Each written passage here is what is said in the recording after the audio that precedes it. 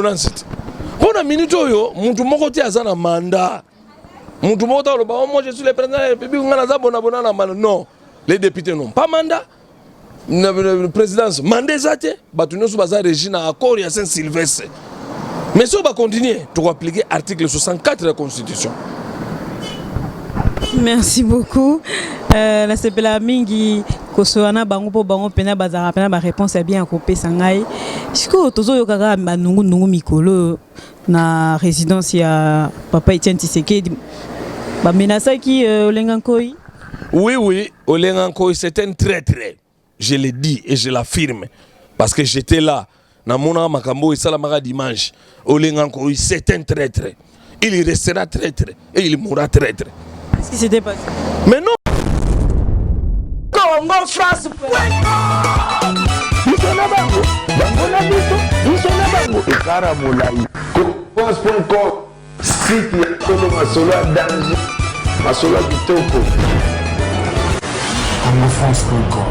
Bonjour à vous chers internautes, merci encore une fois d'être branchés. En train de s'ouvrir www.congofrance.com avec le grand boss monsieur Josely Lipumba, le manager Nabiso ya Gaillard, Junior Boukson Boukassa. Rien à dire. Je profite encore pour dire bonjour à tous les fans au Bazara, toujours fidèles à Rolandaka, Congo France. Pour tout le monde, abonnez-vous massivement pour que vous ne jamais déçu. Pour bisonner tout le actualité à solo, tout le monde solo, tout ça jamais. Donc n'hésitez pas même milinze mamte matos pepe lambeto Bazara toujours fidèle wana. Vient un prince ya Lion Gaz na Gaz avec sa moi si na yandako, hein, moi ça parlait pena Solange. Pambote nanga isusu mingi na loriste congolaise Bota 20 ans Jamanuna. Dans un cas salon G5, on est venu encore pour plus de précision par rapport au corps du dauphin Papa Etienne Tshisekedi. Toyeba et comme il a niveau nini, ceux qui maram tozo keza sototé. Pobiso toyebika que corps est le 11. Donc on est toujours là pour plus de précision pour la linga mingi ko soana ba on peut baronde pena ba pesa biso information ya solo quoi. Donc voilà mars on peut kaminte on peut ba mikolo on peut kaminte ezoko kana on peut ezoki pembang. Bonjour. Bonjour maman. Boni. Ouais na ngolo esumasi ya. So moninga kana quitter le Zara toujours pour l'information papa quoi pour le quoi dans to kundi baoba na bisoté. Donc to linga to zo suite qu'est-ce qui se passe pour mikolo eza moi nungu que corps ezoya le 11 mars, barokunde awana gombe, bakolé na panier du peuple tozo yebate. Eza bozui décision en autoté. Maman, merci tout d'abord na question. Na répondre na ba folé mi balé. Président Etienne Tshisekedi wa mulumba mukongwanzo ube sengande oya kufi mazala FIFA n'esprit wazo tungisa bango n'esprit aza musicien te. Hein? Obokokendo ozwaye le 11 boye bokundiye kaka nengwana bosali mo place moka mukena gombe wana bolobi gono bokunde wana ada musicien te aza chef de l'état élu en 2011 akokundama tant population ekoloba nongo nga okundaye ekoki senko azwaki devoir ya kosala médiation ya makambo oyo il y a Saint-Sylvestre c'est nous asilisa ngatika osaka na biso basala biloko basala na conférence nationale ti basilisa dossier yo Etienne Tshisekedi ça silisa ki dossier bien avant na bango a remeta bango gouvernement na bima po gouvernement na ndemdo kunda le président Etienne Tshisekedi wa mulumba na peuple le peuple d'abord baloba ki la famille d'abord non ils ont le peuple d'abord. Parce que la famille d'abord, le 11, c'est la mukolo makambouté, c'est la paix date makambouté, le 11 de la place de Bakundai. La famille m'a signé non que bandimi que corps est le 11. Famille dans la mbanga au fond, la Etienne Tshisekedi dans la famille Aza tout un peuple. Etienne Tshisekedi dans la tribité, Aza un pays qui est la République démocratique du Congo. Et nous, population, bisson, bateau to bundaka sur le terrain. Nabia, banda to baniko bunda sur le terrain, to perdre combien de bateaux. Famille a perdre combien de bateaux. Famille va kufisa ta mutu mokote. Mais biso basi bazaba vevawa. Bana na mamba obena na mona classe. Tozoko ni bunda. Famille na manga ko fioto la télé le 11 ko ka total e be mona place ko le 11 place ba kunde la. Si par exemple comme le 11 ko bino peuple bosan. Maman, biso de peuple tiens. to bunda ya trop pe to zo bunda kaka hein to biso que non ekoya tele 11 okozo ngawa hein na chona défi okozo ngawa lobi to zaki na limité tango président Félix aloba que non ndenge bo bande ko sala na tata ndenge kaka ko zala lokola bino peuple bo décider que koya le 11 té et ko zala ka ndenge wana possibilité to yebi makambo le 11 té de point barre bino décision ni binozu décision na biso il faut gouvernement d'union nationale et bima gouvernement d'union nationale on est préparer place hein au ba sala mausolée hein on bango do bien mausolée mais on bien panthéon de faut ba sala panthéon pona Etienne Tshisekedi wa Mulumba na batu nyonso ba wana bundaka pona cause juste ya population to bando kunda ba nguna so panthéon wana esili ba décider date corée to yambiye et beti ata une semaine andambo ba ale to tieye Tshisekedi za wola Lenin Tshisekedi wa Mao Hollanda Tshisekedi za wa Ho Chi Minh na Vietnam Hollanda Tshisekedi wa Nelson Mandela hein Tshisekedi wa Martin Luther King Hollanda Tshisekedi za Hollanda ni Winston Churchill Tshisekedi wa General de Gaulle Hollanda to Tshisekedi za bongo on comprend de to kunda e bongo do su to sali eloko wana esili gouvernement na bimi to sali eloko wana de to tshena panthéon bana na biso na bana na bango na bakoko na mamba na kotanga Etienne Tshisekedi wa Mulumba Mukongo Nzoku besengani pe bana otala ye wana. Mais est-ce que oyebi que na Belgique ils ont la loi que corps et oum il a pas plus de 1 mois? So ils ont la loi pas corps et oum il a pas plus de 1 mois bati na wata na Angleterre so loi wana na Angleterre ta e fanda kuna ngawule ngaoka mamba Belgique wana ti bakende tika ngwata na Angleterre na ona loi mususu efana na nguna timgolo a gouvernement na gobima to bengisa ngwe. Parce que par rapport à la démarche nous sont des besoins là bo monango ça sera pour mars ou pas? Problème yali batu ya majorité bazola qui sa mauvaise foi politique. Ils ont peur de quoi? Aujourd'hui ils ont peur de Félix Tshisekedi. Est-ce qu'ils ont peur du nom de Tshisekedi ou ils ont peur de Félix Etienne Tshisekedi? Vous comprenez? So bazo bangate. Mais basine ordonnance. Bona minute oyo muntu moko ti azana mandat. Muntu moko ta loba moi je suis le président de la République ngana za bona na mandat. Non, les députés n'ont pas mandat. Le présidence mandat zate batu nyoso baza régina accord ya Saint-Sylvestre. Mais si on va continuer, tu vas appliquer l'article 64 de la Constitution. Merci beaucoup. La sepela mingi kosoana bango po bango pena bazara pena ba réponse est bien kopé sangai. Siko tozo yokaka banungu nungu mikolo na résidence ya papa Etienne Tshisekedi. Ba menasaki Olengankoi. Oui, Olengankoi c'est un traître. Je le dis et je l'affirme parce que j'étais là. Na mona makambo isalamaka dimanche. Olengankoi c'est un traître. Il restera traître et il mourra traître. Qu'est-ce qui s'était passé?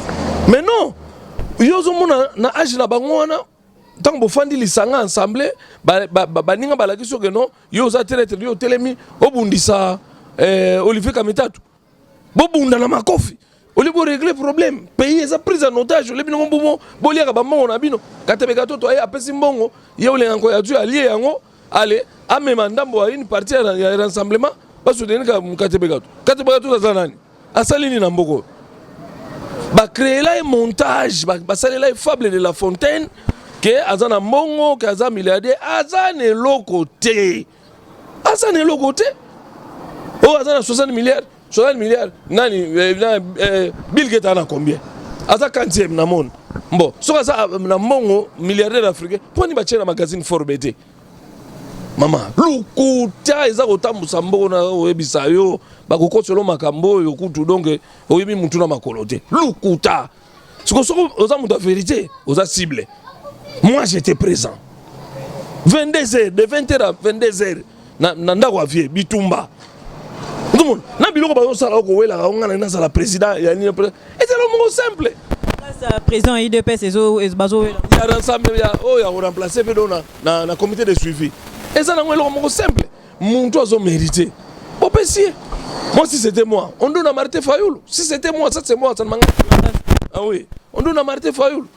Mais tous les autres là, ce sont des bandits. Bon, so ba moni moyen te ba pesa on ta Pierre Lumbit soki ba lobi que non Pierre Lumbit on a confiance parce qu'il était chef de sécurité il y a côté wana non mais bo pesa bo luka mutu mon bo dégager bo pesa to c'est les et comme ils sont non avant président a nommé premier ministre faut pas bimisa muntu oyo akosuccéder change secrétaire pour ce qu'on a na ba article na ba coreza et ba to bimisa bilo wana za banani basango toujours bango ba freiner les 19 ba freiner les 20 bango basango mais baza ba comme incapable ya ko décanter situation mama mboko ngeke ndeni oya ka toujours so kuda kura ba to poto bineni to viva hein ils ont révolté batou hein donc exploser tikali salama mama Ramazani exploser tikali salama ndenge baloba bino na politicien bino peuple bozo kanaté tantôt plutôt on sait pas où on va mikolo pezo kende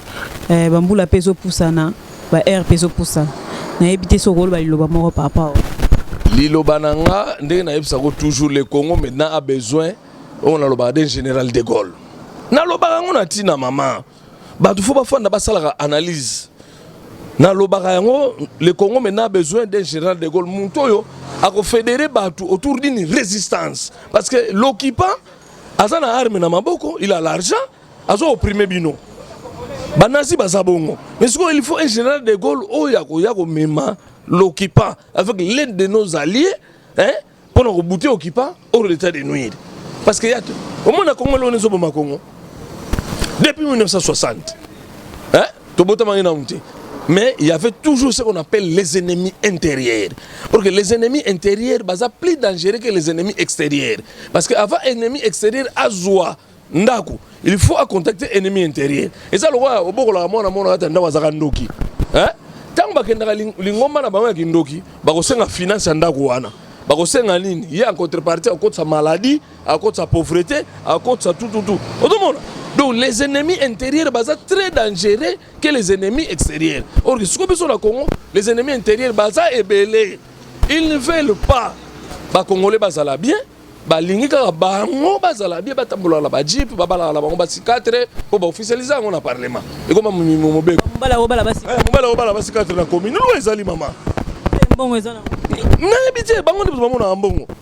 nous nasaka mobali moko nasaka mobali ya mwasi moko ya Nicole Mushia esuki wana on comprend un homme juste auzaka nengwana bango te bazwa na momba mbongo babala na momba basi bali komona basi pembelo wa binote na sombelo ketch na sombelo bobo na mbongo ya contribuable ya ngana benga bango ce sont des nazis ngai le Richard sur le pouvoir je vais faire fusiller tous ces gens là. Merci beaucoup. Merci beaucoup. Na présence dans la émission on a ébi que bana poto balandi yango et belé na évité ce qui par rapport à réunion bosala qui monsieur Félix Tshisekedi a eu décision ni par rapport on a évité sur le bagi le bamoro ta oui lobby à lobagi lobby président Félix à lobagi le bamoro à lobby non et bembe oyate nebino population bo décider bembe oyate otikala ka bongo bon ba population nini ba combattant population ba betelage maboko ba escorta que do kolonganda kone tina résidence ya nini ezwaki plus de 40 minutes na makolo donc full et là ça que non abandi déjà ko assumer responsabilité na c'est ça être un leader c'est ça être un chef ba réunion na bino bo salon ana kinna ba to poto bo sangani mbo biso to sala na o ya nini ya kisasa so to sala réunion ya kisasa ba to poto ta muzuzu ba zo ka contrat ni bango pe ba sala bango biso pe ko to pe to zo ka contrat ni en tout cas nous saluer bango mingi biso na bango to zaka avec esprit donc ba continuer l'itoana ba permettre te mutu moko ya wa accord non biso ko to déjà se décider go yate ti makamona biso wana et go salema. C'est ça. Merci beaucoup, c'était une très belle émission. C'était juste pour faire le point sur par rapport à quoi il y a Papa Etienne Tshisekedi. C'était juste pour faire un petit point pour savoir qu'est-ce qui se passe. Pour Tobo inabiso koyo kayo katolinga nabiso confirmation. Tout ça la ratolo barate loko nan tozui tozuna nous confirmation dans ngote. Donc si ça rend la question oyasuka par rapport à monsieur Monanse mais évité par rapport à Mahamebele ezolo bana. Lui il se bat en fait pourquoi? Monantiemi d'abord faut boyer barana et ça battu nous sur na poto comme on a ezaka Monantiemi te comme on eza Zakari Madiengila vrai combone yango wana mwana nsie mezana kimanianga lingo loba die créateur porque muntu akozala die créateur te ozomona donc ndeko na biso wana toyebisa komba oyo alinga te yako akabola kotoyo akabola kuna politique wana songa azaki conseil na ye ngana loba tata longi eloko wana esimba te biso toboti na baswahili toboti na baluba nga pe na manianga lokola ye toana nini moko mais je ne suis pas d'accord na ndenge azomene komba wana nga naza voisin na ye direct totala na balupangu boye mutu nyonso ayebi na nzela 80 jours na haute tension na lupangu wana nini totala na to bavoisin mais nazoyebisa yo ke bato bazokufa na kati ya ndako wana derema bana mibale bakufi moko ya 10 ans onza bibembezaka na ndako avant-hier mama moko akufaki bali bakunde kutu na haute tension nazosenga na l'état congolais azwa responsabilité na ye parce que mon entier maza allié na ye mon entier maza allié ya pouvoir ba atténuer le roi ba bimisa bana baza kuna bazwa bato wana so ba dégager bango pour eza quartier résidentiel. On ne peut pas tirer dans un quartier résidentiel où il y a les femmes et les enfants.